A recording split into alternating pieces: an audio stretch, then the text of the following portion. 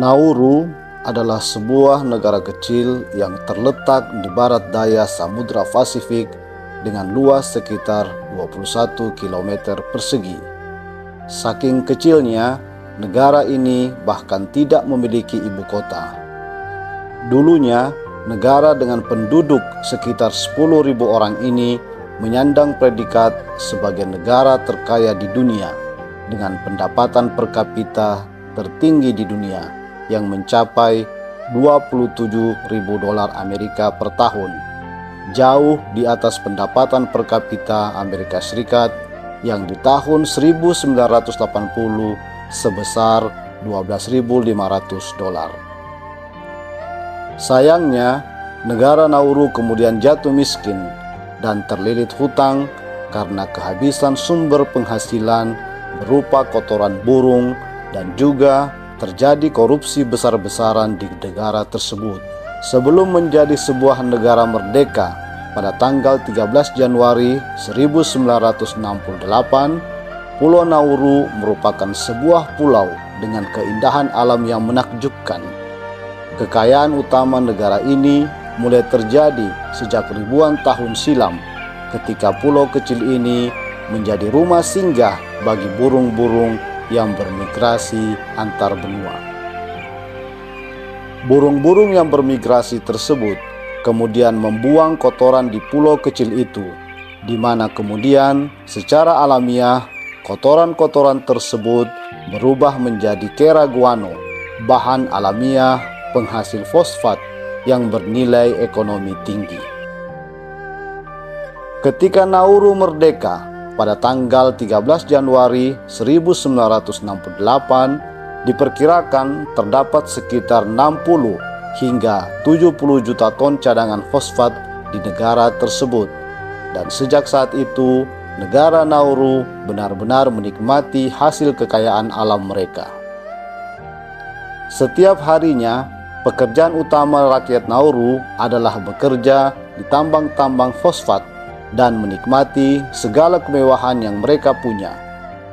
Tidak hanya memiliki uang yang berlimpah, pemerintahan Nauru juga membebaskan pajak dan memberikan subsidi perumahan secara besar-besaran.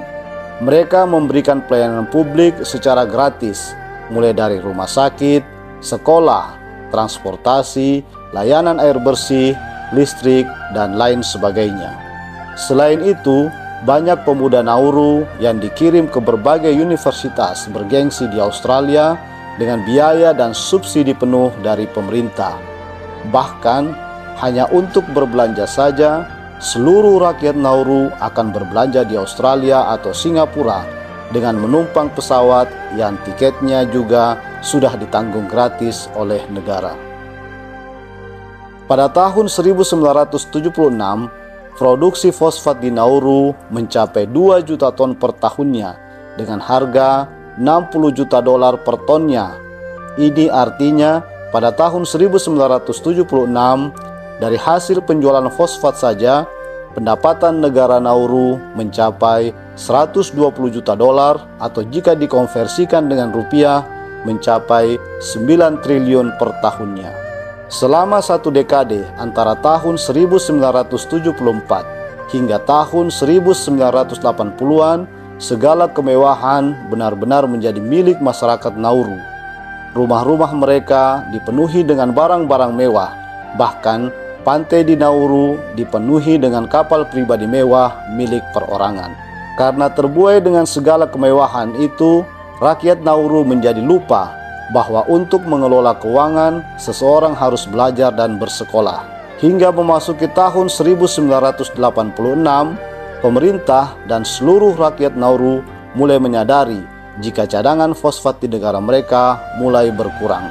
Pemerintah Nauru yang kebingungan lalu memikirkan cara bagaimana mengelola keuangan negara mereka yang nilainya miliaran dolar. Tetapi sialnya, tidak ada satupun dari warga Nauru yang dianggap cakap di bidang ekonomi, keuangan, maupun investasi. Sehingga mereka menggunakan jasa konsultasi asing dengan biaya mahal untuk mengelola keuangan negaranya. Namun sialnya lagi, para konsultan keuangan yang disewa pemerintah Nauru tersebut ternyata melakukan korupsi besar-besaran dengan melaporkan kebutuhan keuangan yang mengada-ngada. Akibat dari persoalan keuangan itu, pemerintah Nauru kemudian mulai berani berhutang dengan jumlah 239 juta dolar, dan karena dianggap tidak mampu membayar hutang-hutang negara, banyak aset-aset mereka di sejumlah negara itu disita pengadilan, hingga akhirnya pada tahun 2002 Nauru dinyatakan sebagai negara bangkrut. Dan yang lebih menyedihkan, Nauru tidak hanya bangkrut secara ekonomi, tanah-tanah di Nauru sudah tidak bisa lagi dijadikan lahan pertanian dan perkebunan karena telah rusak akibat pertambangan.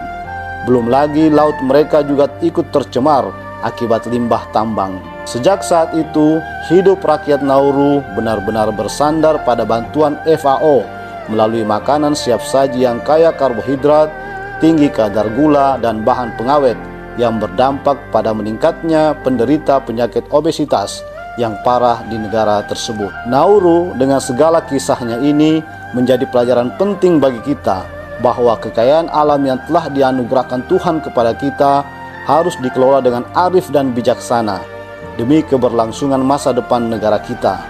Karena jika tidak demikian, boleh jadi kita akan menjadi warga-warga Nauru berikutnya.